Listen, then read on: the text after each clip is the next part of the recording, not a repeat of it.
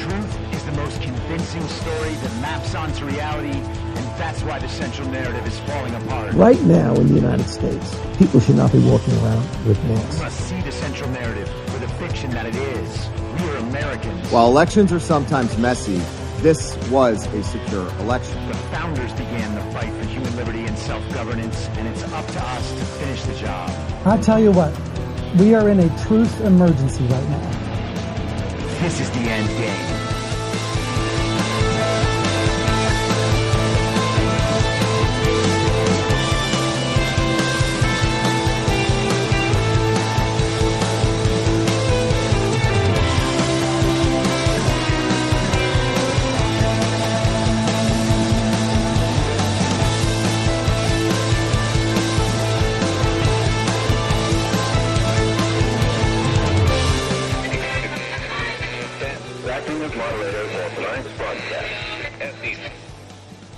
It's Wednesday, January 4th, 2023, the 714th day of dystopia.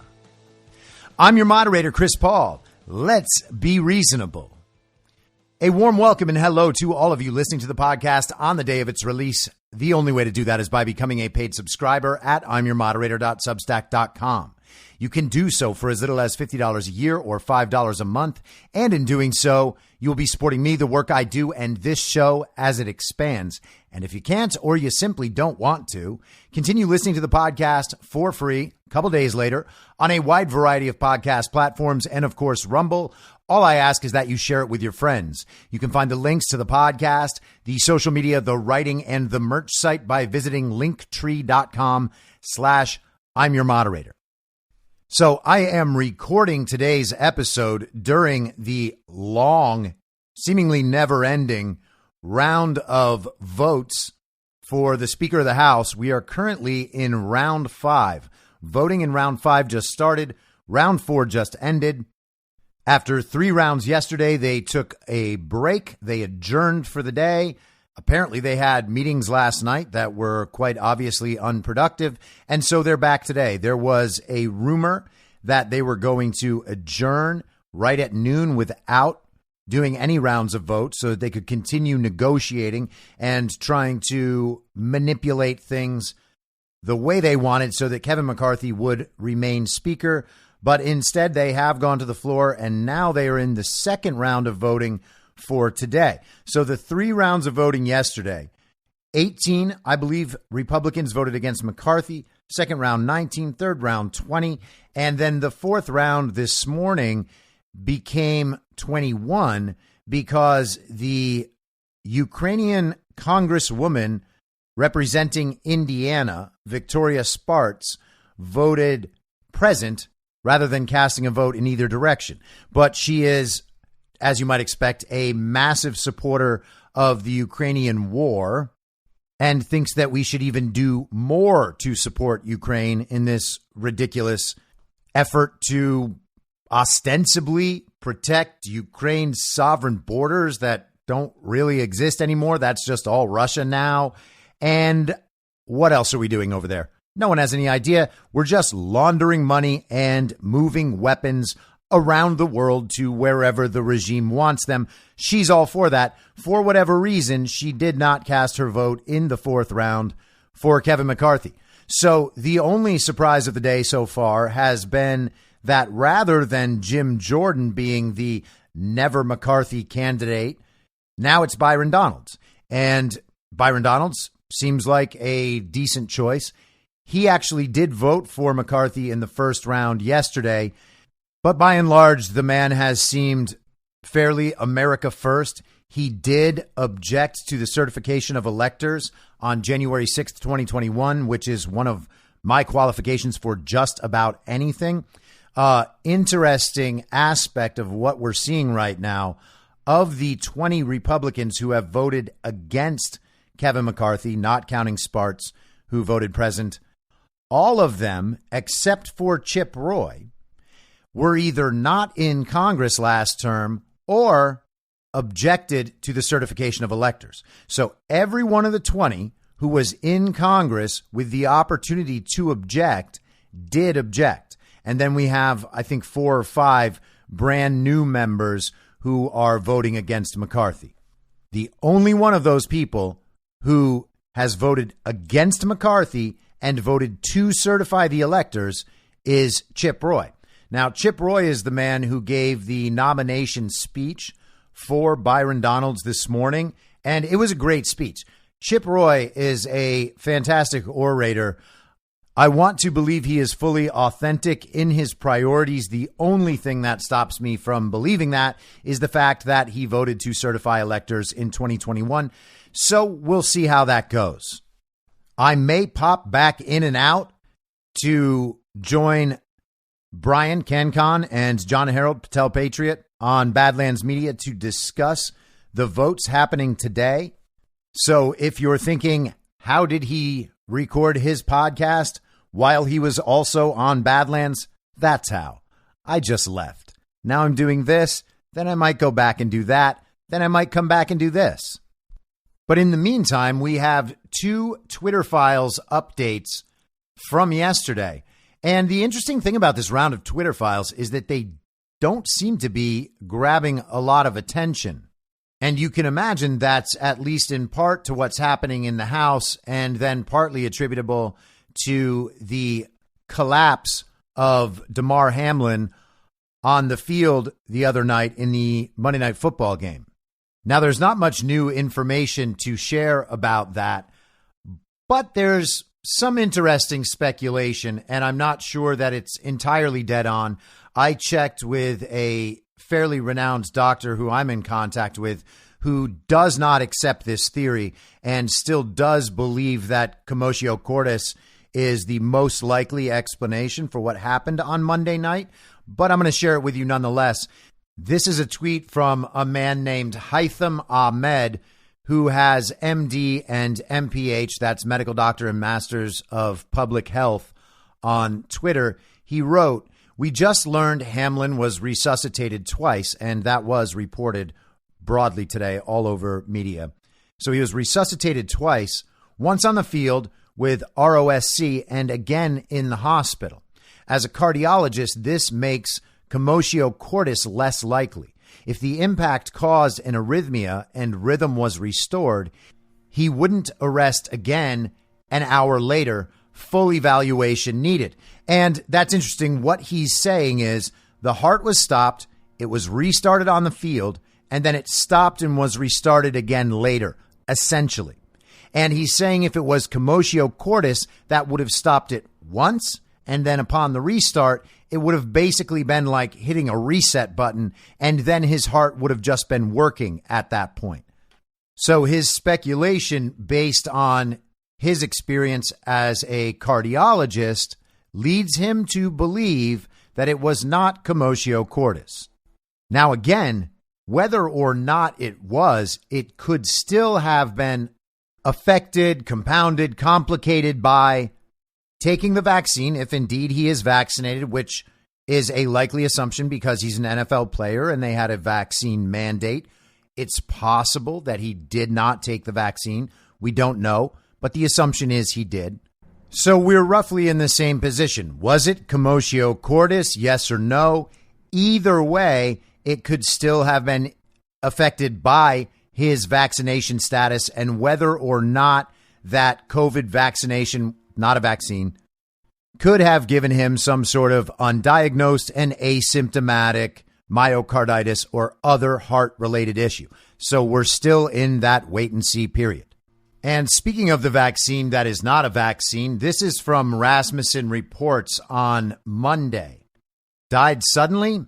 More than 1 in 4 think someone they know died from COVID-19 vaccines. Now that is astounding. Nearly half of Americans think COVID-19 vaccines may be to blame for many unexplained deaths, and more than a quarter say someone they know could be among the victims.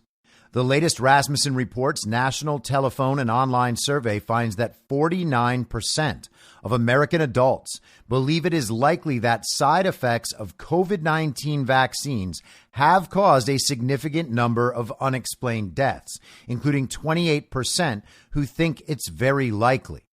37% don't say, a significant number of deaths have been caused by vaccine side effects, including 17% who believe it's not likely at all. Another 14% are not sure.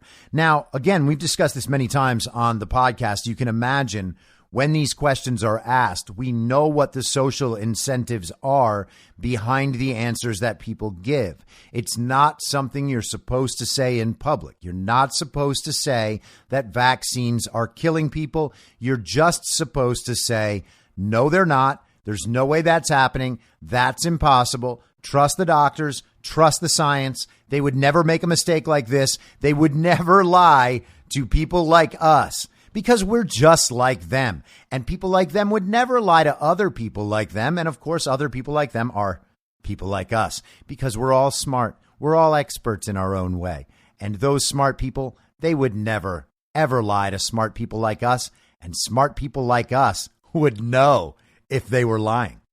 But we have almost half the country, 49%, going against that and saying that they believe it is likely that the vaccine, which is not a vaccine, has caused significant numbers of unexplained deaths. Half the country. And again, that's just according to polls. This is just what people are willing to tell a pollster. You can believe it's likely a lot higher than that. And that 14% who says they're not sure, well, if you're not sure about that, you kind of are sure about that. Because it's either, no, there's no way that's happening, or maybe it is happening. And considering how long this narrative has been around, how long this discussion has been happening, almost everyone has some sort of position on this.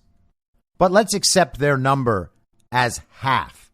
We were told that 70%, 80% of America had chosen to get vaccinated. We know it's only about 5% of the small children. Parents did not want to put their children through that. A lot of people stopped taking it after the first round. They were willing to do the first round and participate so they could, they imagined, continue to travel, continue to work, protect a relative who was immunocompromised. Maybe they believed that they were protecting other people. Everybody had their justifications for taking that first round. They thought after that first round, okay, I've done what you wanted me to do. I did what I believe is the right thing. The thing the television told me was the right thing. The thing I was told I had to do to keep my job. The thing I was told I had to do to protect grandma. The thing I was told I had to do to keep traveling. I did that thing. Now you can't tell me to do another thing. A lot of people who got the first round had that reaction and stopped getting them. And they moved from pro-vaccine to vaccine hesitant. You have to be vaccine hesitant to some degree to say, I don't want to keep getting that. At some point, you have decided that the central narrative's version of the science is no longer acceptable to you, and you are going to think independently and make your own independent choice, and you stop going along with it. So a big chunk of people who got vaccinated initially moved to that position. This position tells us there's a whole lot more people than that. If 49% of Americans believe it is likely that side effects of COVID-19 vaccines have caused a significant number of unexplained deaths, those people are probably even beyond being vaccine hesitant. They are now anti-COVID vaccine. That is the only rational position to take if you believe that COVID-19 vaccine side effects have caused a significant number of deaths. The signal here is that this is a massive shift in the perception of the vaccine narrative. Half the country, at least, is now opposed to these vaccines in an important way, in the way that they understand this COVID-19 vaccine, which is not a vaccine, actually might be killing people. That's half the country who understands the COVID-19 vaccine might be killing people. 28% of adults say they personally know someone whose death they think may have been caused by side effects of COVID-19 vaccines, while 61% don't and another 10% are not sure.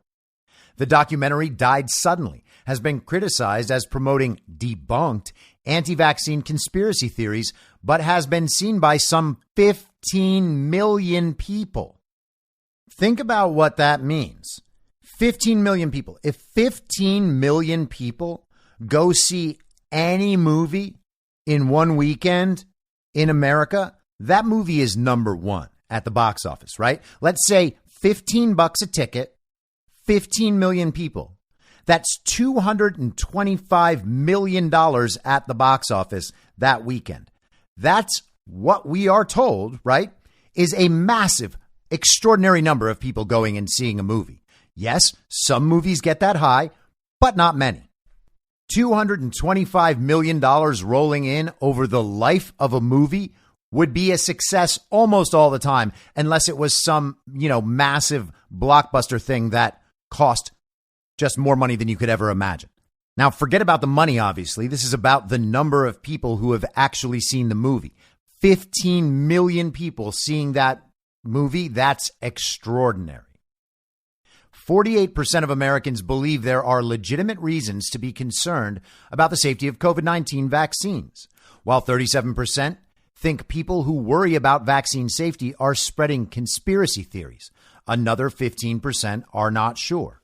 And again, that's pretty interesting. Of the people polled, just over a third now believe that the discussions about the harms caused by the COVID-19 vaccines are conspiracy theories. That's all they have left. And as I mentioned above, you got the 49% and the 14% of the people not sure. That is 63%.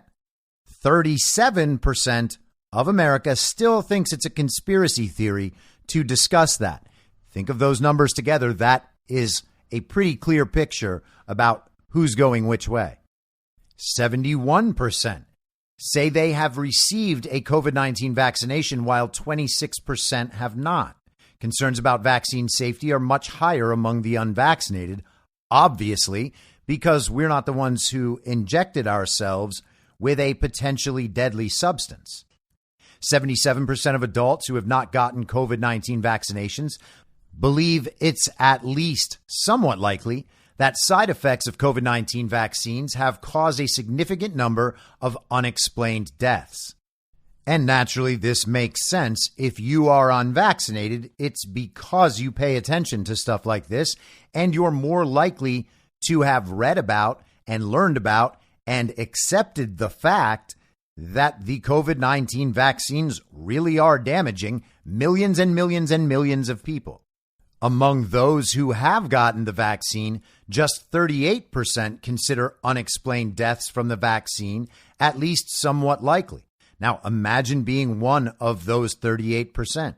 You are admitting that the COVID-19 vaccine has likely been a contributing factor to a massive rise in unexplained deaths, and you've taken it. Those people are vaccine regretful and may not ever take another vaccine in their lives, and good for them. Similarly, while 45% of those who have not been vaccinated against COVID-19 think someone they know personally might have died from vaccine side effects, only 22% of vaccinated adults think so. And there's a lot in this article. I suggest you check it out if you want to hear more. I'm just going to share one last part of this. More Democrats, 85%, than Republicans, 63%, or those not affiliated with either party, 64%, have been vaccinated against COVID-19. More Republicans than Democrats, 60% to 44%, or the unaffiliated, 43%, think there are legitimate reasons to be concerned about the safety of COVID-19 vaccines. 44% of Democrats now understand that there are legitimate reasons to be concerned about the safety of the COVID-19 vaccines, which are not vaccines. However, there is less political difference in the number who suspect someone they know might have died from vaccine side effects. 33% of Democrats and 26% of both Republicans and the unaffiliated. 33% of Democrats, 1/3 of Democrats suspect someone they know might have died as a result of COVID-19 side effects. 1/3 of Democrats now think that. That is astounding because it is their party that pushed the vaccines and pushed the mandates and pushed the masks and pushed COVID and is still pushing COVID. Joe Biden's out there walking around with a mask. There was some member of the Democrat Communist Party in Congress today wearing a mask while surrounded by and talking to his unmasked colleagues. Who do these people think they're protecting? Masks don't work. And he's still pretending my mask protects you and your mask protects me, except you're not actually wearing masks. So my mask protects me too, even though there's not a single study anywhere in the world that shows it does. Now, changing subjects without a segue, Matt Taibbi released 2 new drops of the Twitter files yesterday in the afternoon, and so we will go through them. This is the first one. The Twitter files, how Twitter let the intelligence community in. Now, my first impression from that title is, well, that's kind of funny, because all I think is, when was the intelligence community not in Twitter? Was there even a single day when the intelligence community was not involved in Twitter? And I'm not sure there was. Maybe someday we'll know for sure. In August 2017, when Facebook decided to suspend 300 accounts with suspected Russian origin, Twitter wasn't worried. Its leaders were sure they didn't have a Russia problem. And Taibbi includes a couple of screenshots and quotes from email communications. Twitter communicates, "We did not see a big correlation, no larger patterns. Facebook may take action on hundreds of accounts, and we may take action on about 25. Keep the focus on Facebook. Twitter was so sure they had no Russia problem, execs agreed the best PR strategy was to say nothing on record and quietly hurl reporters at Facebook. Twitter is not the focus of inquiry into Russian election meddling right now. The spotlight is on Facebook," wrote Public Policy Vice President Colin Crowell in an email. In September 2017, after a cursory review, Twitter informed the Senate it suspended 22 possible Russian accounts and 179 others with possible links to those accounts, amid a larger set of roughly 2,700 suspects manually examined. Receiving these meager results, a furious Senator Mark Warner of Virginia, ranking Democrat on the Intelligence Committee, and also a member of the Gang of Eight, by the way, held an immediate press conference to denounce Twitter's report as frankly inadequate on every level.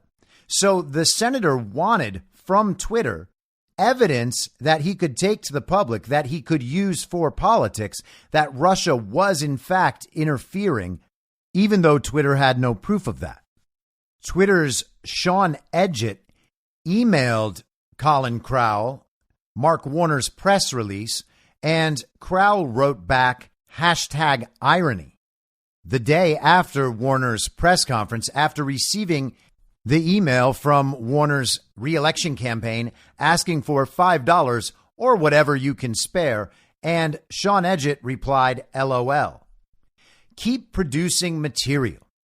After meeting with congressional leaders, Crowell wrote, Warner has political incentive to keep this issue at the top of the news, maintain pressure on us and the rest of industry to keep producing material for them. So the people who are busy blaming everything on Russia, they're saying Russia hacked the election, Russia colluded with Donald Trump. They're getting into the Mueller stuff at this point. Trump, Russia, Trump, Russia, Trump, Russia.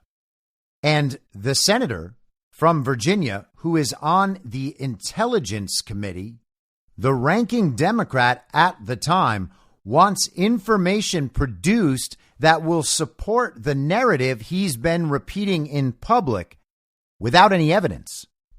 So here's the email because this Warner discussion is interesting. This is from Colin Crowell to Jack Dorsey, September 29th, 2017.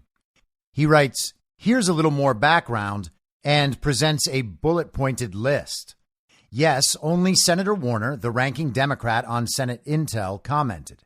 The Intel Committee Chairman Burr, Republican from North Carolina, declined comment and no other senators commented.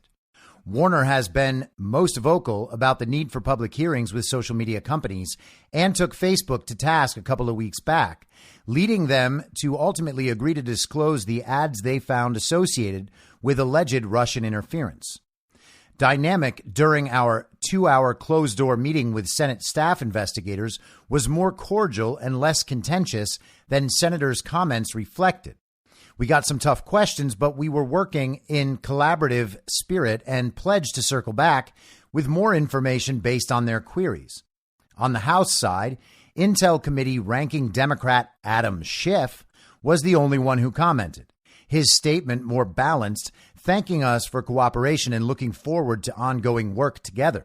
But he also said we had to do more to investigate what happened in 2016 and said we had, quote, significant forensic work to do to understand the depth and breadth of Russian activity during the campaign. We knew going in that our biggest vulnerability was that our teams are addressing and solving the malicious bot and misinformation problems of 2017 and beyond. But Warner and the Intel committees are singularly focused on what transpired in 2016, and we simply don't have a lot of data or conclusions to share with them on that front currently. Warner has political incentive to keep this issue at top of news, maintain pressure on us and rest of industry to keep producing material for them, and generate interest for the November 1st hearing that is planned. Democrats also taking cues from Hillary Clinton, who in her What Happened book tour is pointedly talking about the role of Russian propaganda and dirty tricks that were pushed through social media had in her demise. She has specifically called out Facebook and quote unquote other social media for not doing enough to address state-sponsored mischief in the election. We're also getting hurt by third-party academics and researchers who tap our API to pull together flawed reports painting the bot/Russian troll problem as a significant presence on Twitter. They also claim to monitor these Russian networks on Twitter and then report on their activities. It was evident in the room with staff investigators that these researchers had already briefed the committees and asserted Twitter is a major problem. These studies are also cited in recent media stories. And so what you get from this email, Taibbi only excerpted that little piece. Obviously, he did present the entire screenshot, the entire email, which is good. I don't think the keep producing material for them is the key focus in here. I'm interested in these bullet points about Russian interference, not necessarily Twitter's role. They wanted public hearings with the social media companies, Facebook specifically, to disclose the ads they found associated with alleged Russian interference. And you remember when they began scaling back their original story, the original story that Russia hacked the election and that the Trump campaign was colluding with Russia, they scaled that back to talking about Cambridge Analytica and Russian ads. That became the main story. These Russian ads that were seen by relatively few people constituted Russian interference and won the election for Donald Trump. And it sounds like they're not all that certain that really happened. And then, of course, it's about the Russian bot and troll farms, which Twitter can't really validate. This stuff came up through academics in universities using the Twitter API. That means that they are able to access part of Twitter and analyze the Twitter data, and they essentially came to their own conclusions. So these stories that were presented to the American public as the fallback position after people realized that Russia didn't hack the election and that Trump and Russia weren't actually colluding, these were the stories they went with, and these two sound like they're just not really true. Taking their cues from Hillary Clinton. Crowell added Dems were taking cues from Hillary Clinton, who that week had said, quote, "It's time for Twitter to stop dragging its heels and live up to the fact that its platform is being used as a tool for cyber warfare." Well, Twitter being used for cyber warfare is absolutely true, just not in the way or in the direction that Hillary Clinton is talking about. In growing anxiety over its PR problems, Twitter formed a Russia task force to proactively self-investigate. The Russia task force started mainly with data shared from counterparts at Facebook, centered around accounts supposedly tied to Russia's Internet Research Agency. But the search for Russia perfidy was a dud. And the excerpted email reads from Wednesday, October 11th, 2017, TLDR, which is too long, didn't read. It's basically like a summary statement. We have initial list of suspicious advertising content. A lot of benign content. Need to further investigate before we can draw a conclusion. Executive status updates. Ads investigation. TLDR. Models built that produce lists of tweets found 8,000 around election content and a further 700 accounts with potential list of accounts with Russian links. Deeper analysis required before determining if connection between lists and Russia. Group will do manual reviews with legal and comms around next phase to align on approach and narrow down list to confirm connections and quantify. So still not the proof that Schiff and Warner and Hillary Clinton and others were looking for. October 13th, 2017. No evidence of a coordinated approach. All of the accounts found seem to be lone wolf type activity, different timing, spend, targeting, and under $10,000 in ad spend. So that is not some massive Russian coordinated effort to produce ads that go wide or go viral in order to influence the election outcome in favor of Donald Trump. October 18th, 2017. First round of Russia investigation, 15 high-risk accounts, 3 of which have connections with Russia, although 2 are RT. And I imagine that means Russia Today, the Russia news source. October 20th, 2017. Built new version of the model that is lower precision but higher recall, which allows us to catch more items. We aren't seeing substantially more suspicious accounts. We expect to find about 20 with a small amount of spend. October 23rd, 2017. Finished with investigation. 2,500 full manual account reviews. We think this is exhaustive. 32 suspicious accounts, and only 17 of those are connected with Russia. Only 2 of those have significant spend, one of which is Russia Today, remaining under $10,000 in spend. Twitter's search, finding only 2 significant accounts, one of which is Russia Today, was based on the same data that later inspired panic headlines like Russian influence reached 126 million through Facebook alone. The failure of the Russia task force to produce material worsened the company's PR crisis. In the weeks after Warner's presser, a torrent of stories sourced to the Intel Committee poured into the news, an example being Politico's October 13th article titled, "Twitter Deleted Data Potentially Crucial to Russia Probes." So this is coming from likely Democrats on one of the Intel committees, either the Senate or the House. And it is likely either Mark Warner himself or, of course, the infamous leaker, Shifty Adam Schiff.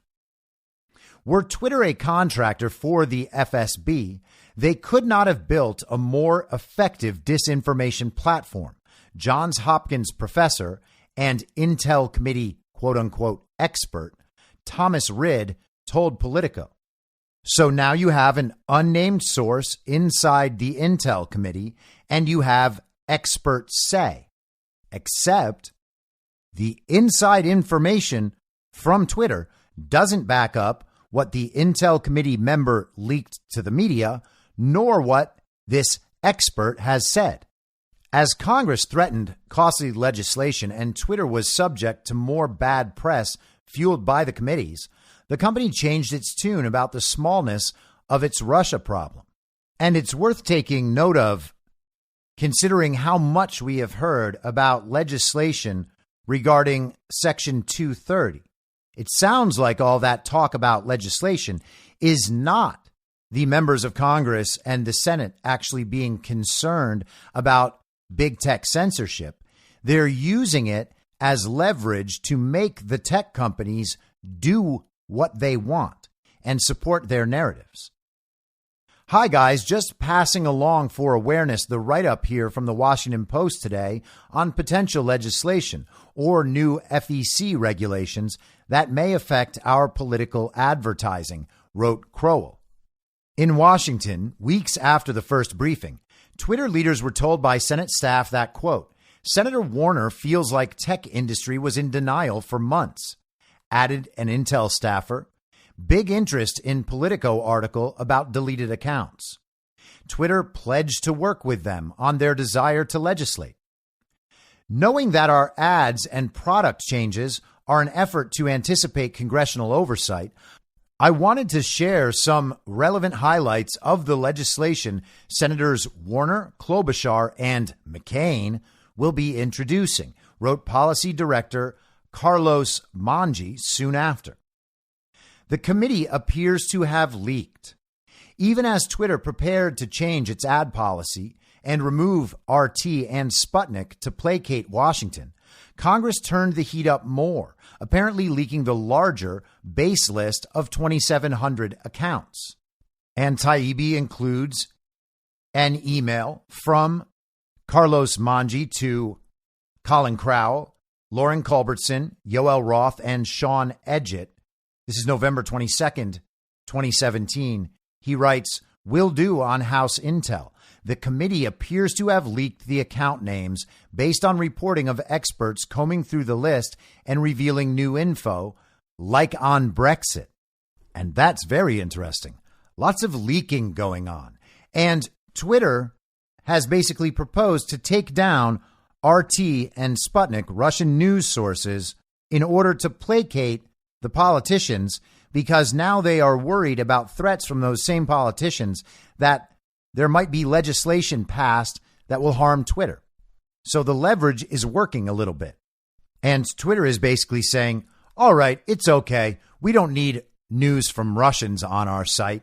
Russians don't have anything to contribute. Hey, guys, that's kind of racist, kind of bigoted. You know what I mean? Not that Russians are a race, but kind of the same principle, you know? It's strange that none of these Democrats and John McCain ever asked for Chinese news sites to be censored. I've never heard anything about that. Maybe we'll find out that they have, maybe. Or maybe they will still in the future.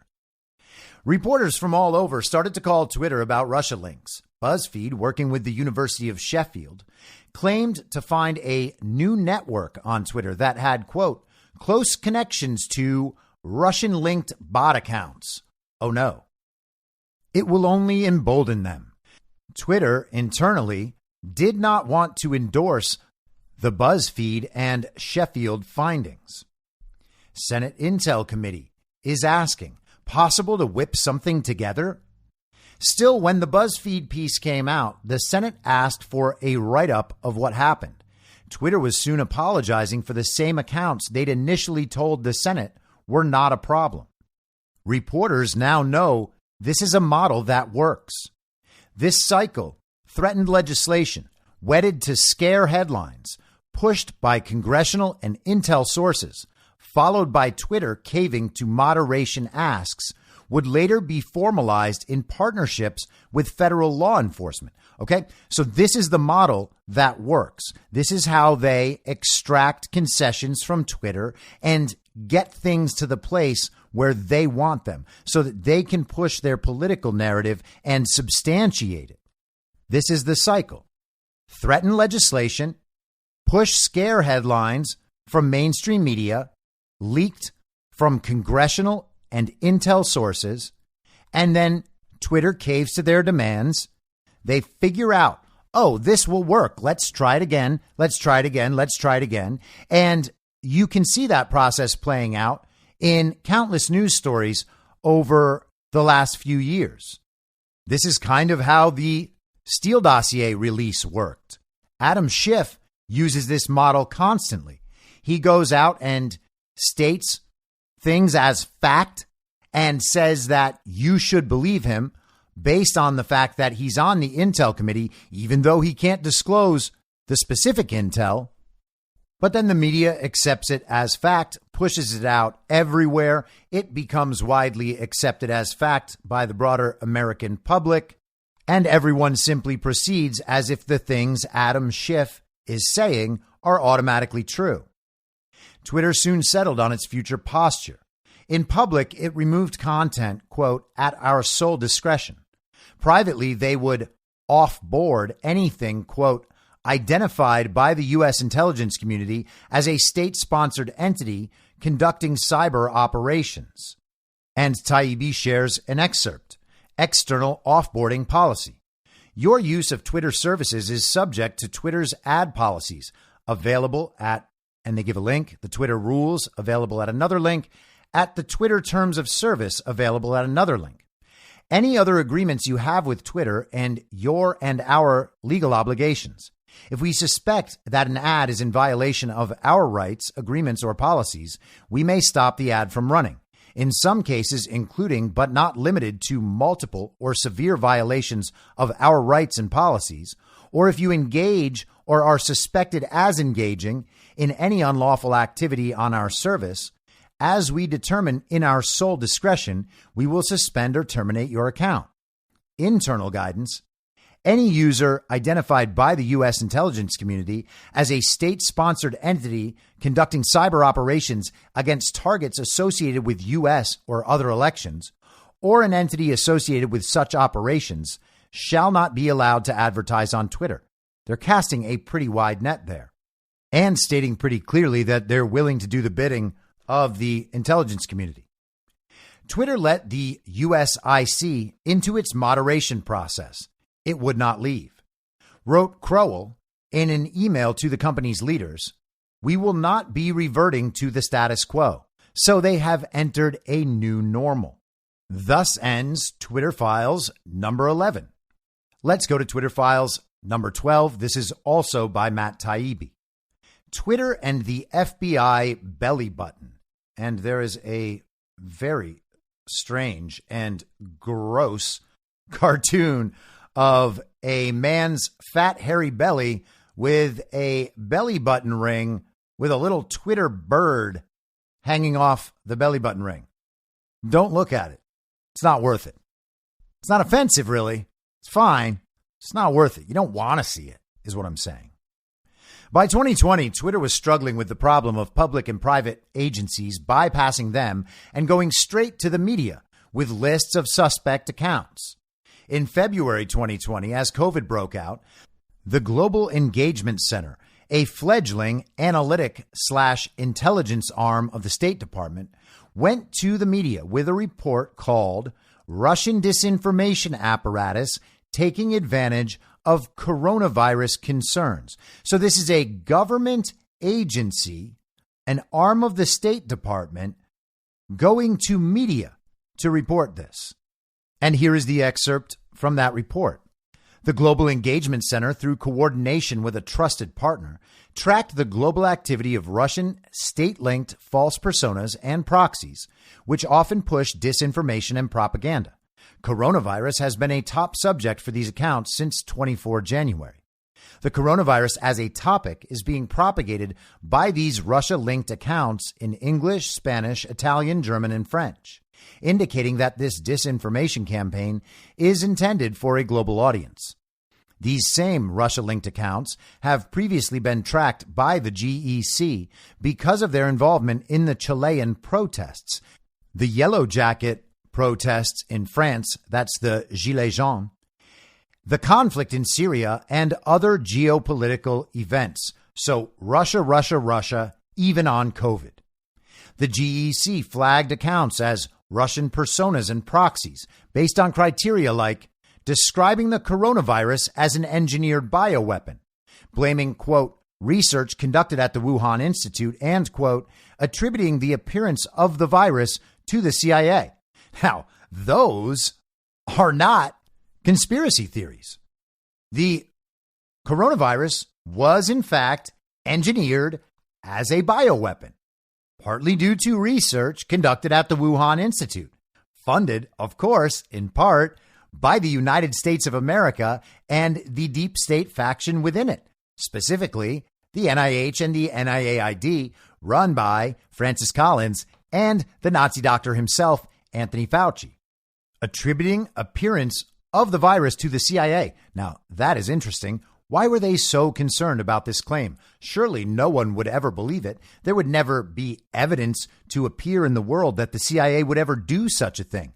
I mean, except for the fact that they assassinated John F. Kennedy Jr. Whoops. State also flagged accounts that retweeted news that Twitter banned the popular U.S. outlet Zero Hedge, claiming the episode, quote, led to another flurry of disinformation narratives. Zero Hedge had done reports speculating that the virus had lab origin. And this is from February 14th, 2020. Zero Hedge, way ahead of the game.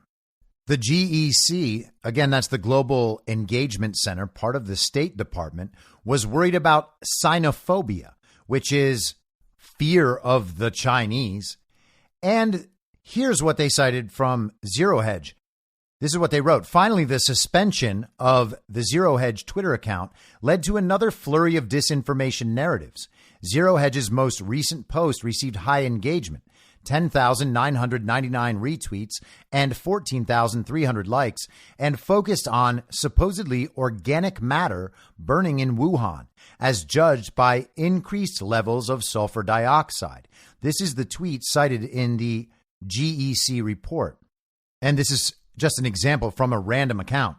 It says, Zero Hedge banned from Twitter after BuzzFeed accuses it of coronavirus conspiracy and doxing a Chinese scientist.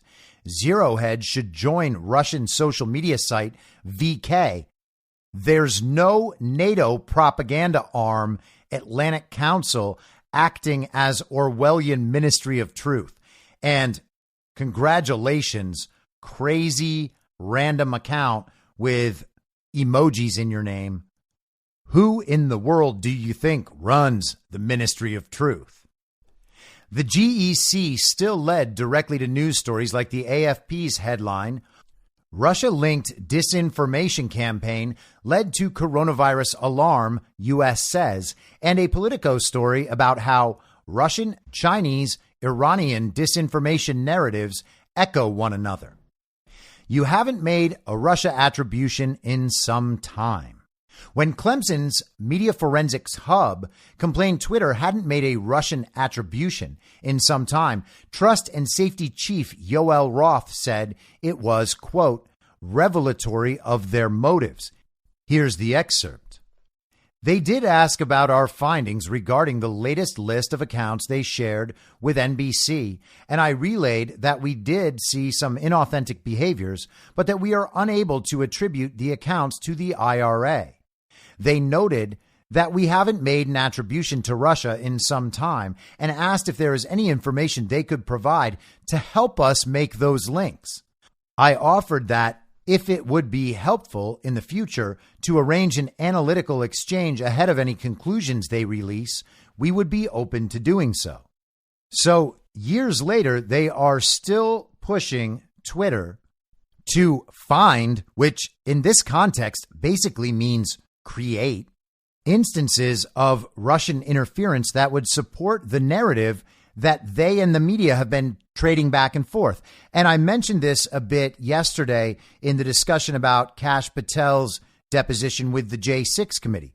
The media and the politicians are both supplying the same narrative that comes down to them from the authoritative source, and they're each trying to support one another's position. The media supports the politicians support the media, and in that interaction, they're ultimately just supporting the central narrative as handed down by the authoritative source. We're happy to work directly with you on this instead of NBC. Roth tried in vain to convince outside researchers like the Clemson lab to check with them before pushing stories about foreign interference to the media. Roth writes, when redacted left, I started interfacing directly with the Clemson folks in the hopes of getting them to stop going down this path of running to press with claims of IRA activity. Obviously, I was unsuccessful, as we've been unsuccessful with them for years now. So Twitter is saying, we don't have the information you want, and they're still going out and running these media stories anyway. Happy for whoever to manage this, but I do think direct outreach to them to say something like, hey, we heard from a reporter that you say you found the IRA. As we've said a bunch of times, we're still happy to work directly with you on this instead of via NBC would be justified. Twitter was also trying to reduce the number of agencies with access to Roth. If these folks are like the House Homeland Committee and DHS, once we give them a direct contact with Yoel, they will want to come back to him again and again, said Policy Director Carlos Mangi. When the State Department and GEC, remember this was 2020 during the Trump administration, wanted to publicize a list of 5,500 accounts it claimed would, quote, amplify Chinese propaganda and disinformation about COVID, Twitter analysts were beside themselves. The GEC report appeared based on DHS data circulated earlier that week and included accounts that followed, quote, 2 or more Chinese diplomatic accounts. They reportedly ended up with a list of nearly 250,000 names and included Canadian officials and a CNN account. So any account that followed 2 or more Chinese diplomatic accounts. That's all it took to be included on this list. And it included a CNN account and Canadian officials. And now, Canadian officials following Chinese diplomatic accounts actually does make sense to be included on these lists because Canada is quite infiltrated by the Chinese Communist Party. Hard to deny that, isn't it, Canada? Roth saw GEC's move as an attempt by the GEC to use intel from other agencies to, quote, insert themselves, end quote, into the content moderation club that included Twitter, Facebook, the FBI, DHS, and others. Here is Roth's email. Thanks all. Catching up on email today, 3 high-level thoughts. GEC's blitz on these issues is at least in part an attempt to insert themselves into the conversations we've had with DHS, FBI, ODNI, and others. So the State Department felt left out, considering that DHS, the FBI, and the Office of the Director of National Intelligence all had better access than they did. Per Facebook, they've explicitly requested to participate in those conversations. Obviously, state is a significant voice and one we don't want to neglect. But I do want us to continue to maintain a distinction between the highly trusted, valued relationships we've built over years with entities with considerable expertise and authority in these domains and other parts of the U.S. government that may engage on these questions from time to time, sometimes in more political ways than others. So essentially, Twitter and the executives at Twitter already trust their relationships with the FBI, the DHS, the ODNI, and others, and don't want to include this new group because they don't know exactly what's going on in there. And it's worth just mentioning that Mike Pompeo was leading the State Department at this time as Secretary of State. The GEC was soon agreeing to loop in Twitter before going public, but they were using a technique that had boxed Twitter in before. Quote, the delta between when they share material and when they go to press continues to be problematic, end quote, wrote one comms official. And this, at this point, is standard media practice, where in the past they used to seek out comment and seek out confirmation before running a story. Now they basically do it right before they run the story, assuming that no one will respond in time, but it still gives them the option of writing into their article, "We reached out to Twitter for comment, but have not heard back." The episode led to a rare public disagreement between Twitter and state officials. Taibbi includes two headlines, this one from CNN. Twitter disputes State Department claims China coordinated coronavirus disinformation accounts. And from U.S. News, State Department, China working with Russia to spread coronavirus information. When the FBI informed Twitter the GEC wanted to be included in the regular quote-unquote industry call between companies like Twitter and Facebook and the DHS and FBI, Twitter leaders balked at first. The excerpted email reads, "I think it makes sense to push back on GEC participation in this forum. Thanks." So Twitter doesn't want this part of the State Department involved in their little circle. Twitter, Facebook, DHS, FBI, ODNI. They're not sure if they can trust this group that's part of the State Department. And you have to wonder if that's because they're concerned about another party knowing exactly what's going on with their little trusted group. Facebook, Google, and Twitter executives were united in opposition to GEC's inclusion, with ostensible reasons including the GEC's mandate for offensive I/O to promote American interests. They also cite the relative lack of discretion and caution from senior GEC leadership in sharing reports and analysis based on shaky methodology, and a limited track record of successful collaboration with industry. And if those reasons sound underwhelming to you, I would agree with you.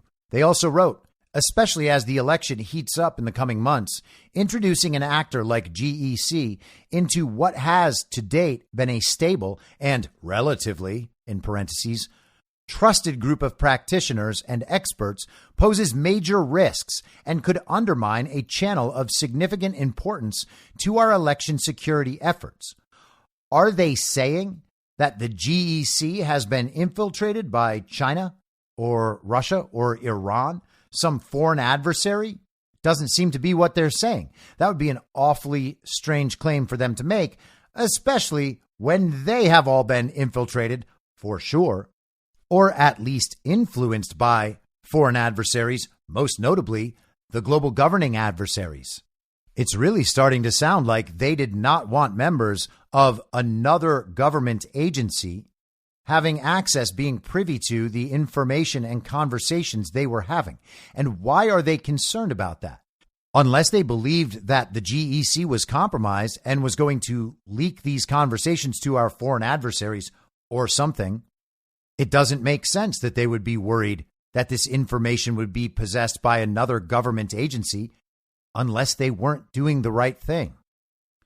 A deeper reason was a perception that, unlike the DHS and FBI, which were, quote unquote, apolitical, as Roth put it, the GEC was, quote, political, which in Twitterese appeared to be partisan code. I think they thought the FBI was less Trumpy, is how one former DOD official put it. So the social media companies, Facebook, Twitter, Google, the FBI, the DHS, and the ODNI, all had their little group that would discuss censorship and foreign interference and other subjects. They were controlling it to some degree. The social media companies, the big data companies, which is another thing we always have to keep in mind. This is not just about the front end, which is about public speech and censorship and quote unquote disinformation. It's also about the back end. It's also about who controls all that data and who has access to all that data. So we have government agencies under Donald Trump that we know were looking to undermine the Trump administration and did for the 4 years he was in office. They were involved with this other part of the censorship apparatus. They don't want the GEC in there because they're concerned that the State Department is more political somehow than the FBI. The FBI, we can now see, is an arm of partisan politics for the regime. And of course, by partisan, I mean, actually, that was a happy accident. Bipartisan. It's for the Uniparty. They were concerned this new agency would be less Trumpy. So they either wouldn't get to do what they wanted, or someone would be in there knowing what they're doing who might not approve. After spending years rolling over for Democratic Party requests for action on quote-unquote Russia-linked accounts, Twitter was suddenly playing tough. Why? Because as Roth put it, it would pose major risks to bring the GEC in, especially as the election heats up. When senior lawyer Stacia Cardile tried to argue against the GEC's inclusion to the FBI, the words resonated, quote-unquote, with Elvis, not Laura, i.e. with Elvis Chan, not Foreign Influence Task Force Unit Chief Laura Demlow. Here's the email from Stacia Cardile. I just spoke to the FBI regarding the upcoming Sunlight disclosures. Our conversation did not deviate from the information contained in the forthcoming Sunlight blog. The FBI raised that on today's monthly government-industry call. So government talking to industry, that's the agencies talking to the big tech companies, and they have a monthly call. They are going to raise, including the GEC, going forward.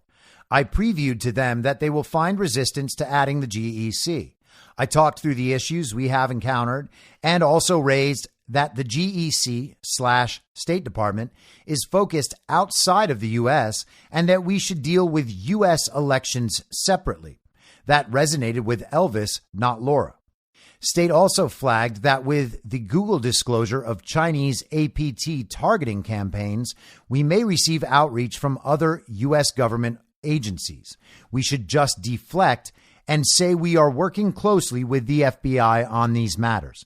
So they want exclusive access within their agencies to the legacy big tech companies and do not want any interference or disclosure to outside agencies that they deem untrusted. Roth reached out to Chan with concerns about letting the quote-unquote press-happy GEC in, expressing hope they could keep the quote-unquote circle of trust small. So the press-happy GEC, they don't want them involved. They go to the press, apparently with stories that are not approved of by this group of people, including, of course, the FBI, DHS, and ODNI.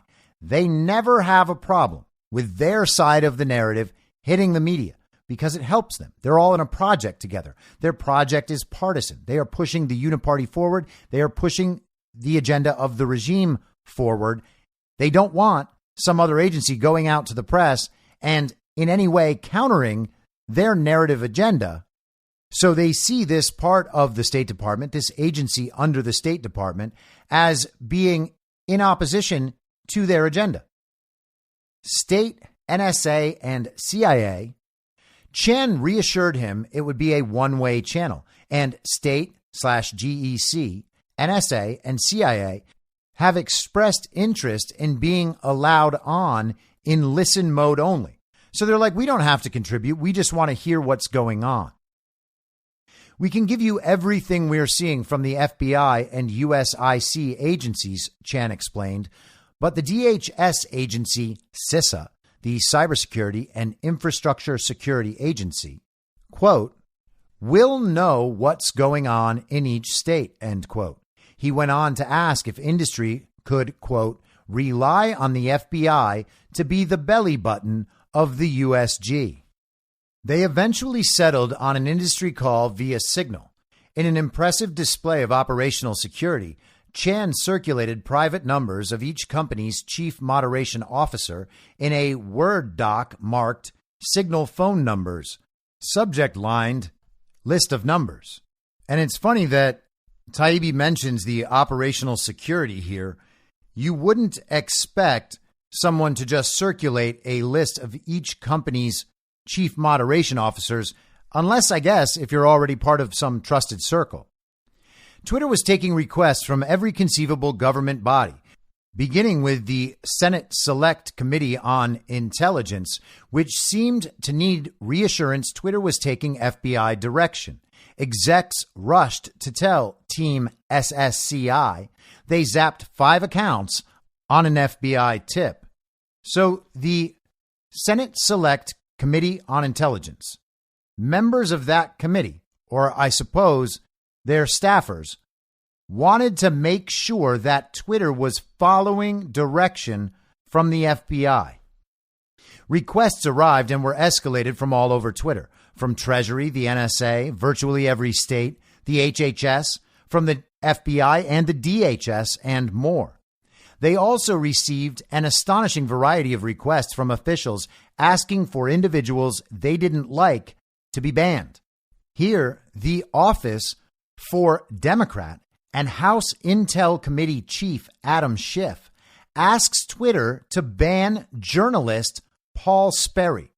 Now, this is an actual revelation on some level. A lot of people have known that politicians, government agencies were working with tech companies to stifle free speech. This is a sitting congressman, a congressional leader, member of the January 6th committee, member of the House Intelligence Committee, Adam Schiff, asking specifically to ban the journalist Paul Sperry from Twitter. And here is the list of requests from Adam Schiff's office and the response from Twitter. Remove any and all content about Mr. Misko and other committee staff from its service, to include quotes, retweets, and reactions to that content. Twitter responds, no, this isn't feasible. We don't do this. Schiff's office was complaining to Twitter about what they said was harassment from QAnon conspiracists against one of their staffers. So that is what they're making requests over. They're saying, you have to do all this censorship because one of our staffers is getting harassed by QAnons. And what does that mean? Well, that means people figured out what it is that Adam Schiff really does, and they were contacting his office about it. That is harassment in their view from QAnons. Suspend the many accounts, including at Greg Rubini and at Paul Sperry, which have repeatedly promoted false QAnon conspiracies and harassed a redacted name. Twitter responds, we'll review these accounts again, but I believe, redacted, mentioned only one actually qualified for suspension. And Paul Sperry isn't a nobody. He is a very good investigative journalist. He writes for Real Clear Investigations, but he's also written for the New York Post, New York Times, the Wall Street Journal. He's a pretty well-known media figure. And speaking of Paul Sperry, he actually had a very interesting tweet today. He wrote on Twitter, developing. I'm told a major investigative story by a doyen of Washington Press Corps is set to drop next week, exposing mainstream media collusion in Russiagate hoax. Insider account will name names, prominent D.C. reporters. Revelations include secret New York Times meetings with McCabe and a hotline with Peter Strzok. That will be fantastic. Unless, of course, it is just another limited hangout, and then it'll be whatever, except Fox News will definitely freak out. Back to the email from Adam Schiff's office and the Twitter responses. Suppress any and all search results about redacted and other committee staff. Twitter responds, no, we don't do this. If it is related to QAnon, it should already be de-amplified. See that? They have an anti-QAnon policy. Stop the spread of future misinformation on Twitter about redacted and other committee staff who are not public figures and who were not central actors in the impeachment inquiry or the 2020 presidential election. No, we don't have a general misinformation policy. Adam Schiff's office wanted anyone removed and their accounts de-amplified. They wanted the spread of information halted if they were tweeting about Adam Schiff's staff members. So now tweeting about a congressman's staff is information worth violating the First Amendment for, according to Shifty Adam Schiff. Label and reduce the visibility of any content about redacted that Twitter does not remove for the reasons cited above. Their response, no, we don't do this. So Adam Schiff's requests were too much for even the communists at Twitter. Even Twitter declined to honor Schiff's request at the time. Sperry was later suspended, however. Twitter honored almost everyone else's requests, even those from GEC, including a decision to ban accounts like @RebelProtests and @BricsMedia, because GEC identified them as GRU controlled and linked to the Russian government. The GEC requests were what a former CIA staffer working at Twitter was referring to when he said, "Our window on that is closing," meaning that the days when Twitter could say no to serious requests were over. So basically, hey, if you don't do it, they're going to force you to do it. So you just got to go ahead and do it. They're going to take control of everything because that's what they need. They can't survive. The narrative can't survive. The agenda can't survive without you censoring whatever they want you to censor. And also, especially QAnon. Here is that quote in context from the email addressed to, among others, Yoel Roth. Due to a lack of technical evidence on our end, I've generally left it be, waiting for more evidence. I think our window on that is closing, given that government partners are becoming more aggressive on attribution and reporting on it. I'm going to go ahead with suspension and marking the domain as unsafe. Remember the 2017 internal guidance in which Twitter decided to remove any user, quote, identified by the U.S. intelligence community, end quote, as a state-sponsored entity committing cyber operations? By 2020, such identifications came in bulk. USIC requests often simply began, quote, we assess, end quote, and then provided lists, sometimes in separate Excel docs, they believed were connected to Russia's Internet Research Agency, the IRA, and committing cyber ops from Africa to South America to the U.S. One brief report sent right after Russia's invasion of Ukraine early last year flagged major Russian outlets like Vedomosti and Gazeta.ru. Note the language about state actors fits Twitter's internal guidance. And he's taking note of that, obviously, so that they can report these accounts are doing something that your guidance says they can't do. That is our assessment of what these accounts are doing. Fits perfectly, so go ahead and take care of that now. They were even warned about publicity surrounding a book by former Ukraine prosecutor Viktor Shokin, who alleged, quote, corruption by the U.S. government, end quote, specifically Joe Biden. Is missing now, and that is I'm desperately concerned about the backsliding on the part of Kyiv in terms of corruption. They made, I'll give you one concrete example. I was, not but it just happened to be that was the assignment I got. I got all the good ones. So I got Ukraine. And I remember going over convincing our team, or others, to convincing us that we should be providing for loan guarantees. And I went over, for, I guess, the 12th, 13th time to Kyiv, and I was supposed to announce that there was another $1 billion loan guarantee. And I had gotten a commitment from Poroshenko and from Yatsenyuk that they would take action against the state prosecutor, and they didn't. So they said they were walking out to press conference. I said, no, I'm not going to, or we're not going to give you the $1 billion. They said, you have no authority. You're not the president. The president said. I said, call him. I said, I'm telling you, you're not getting the $1 billion.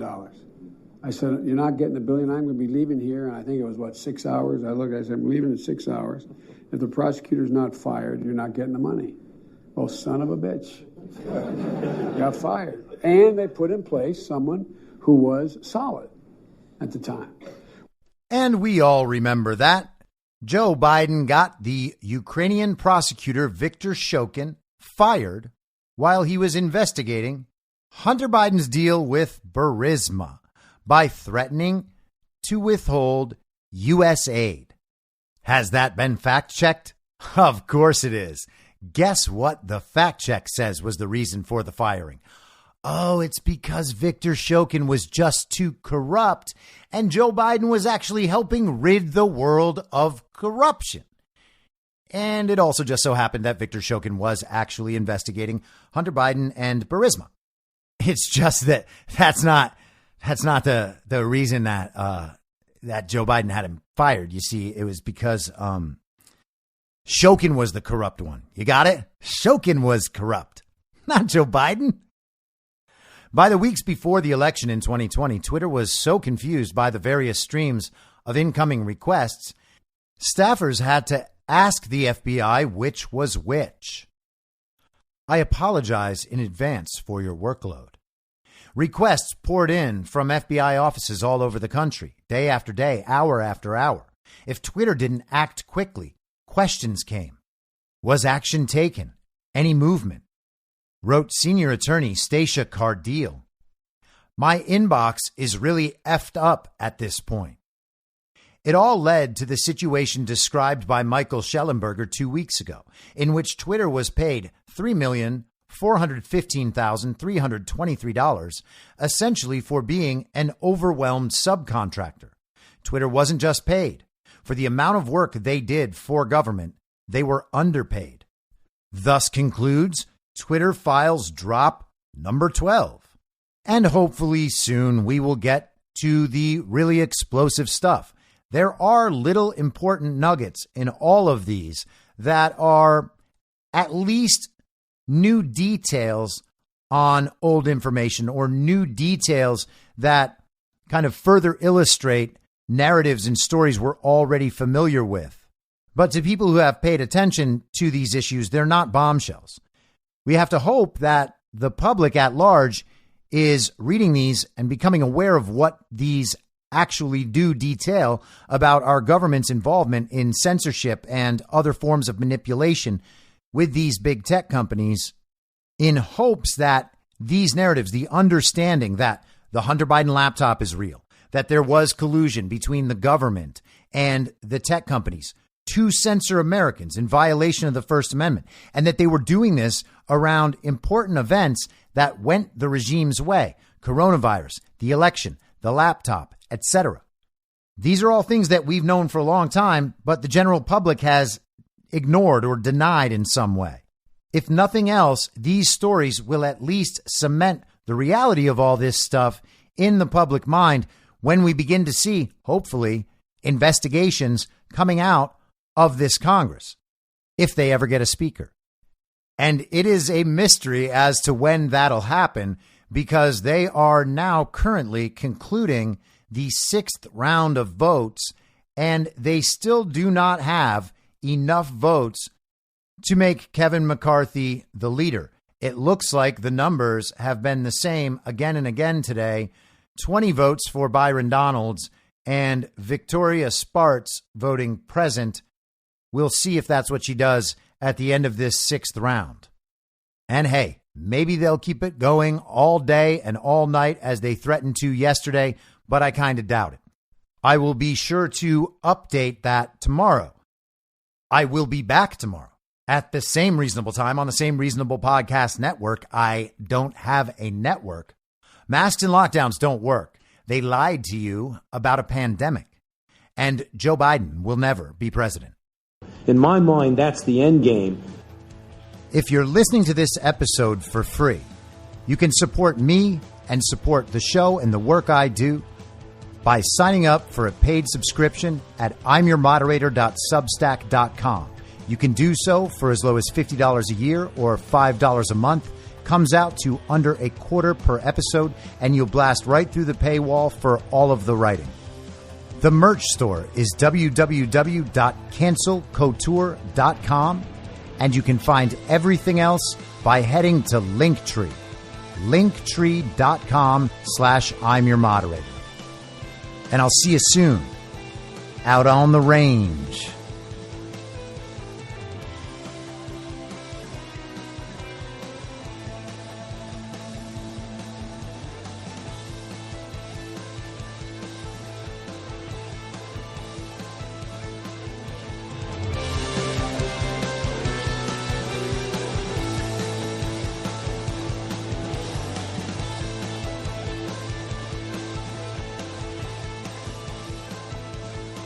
It's happening!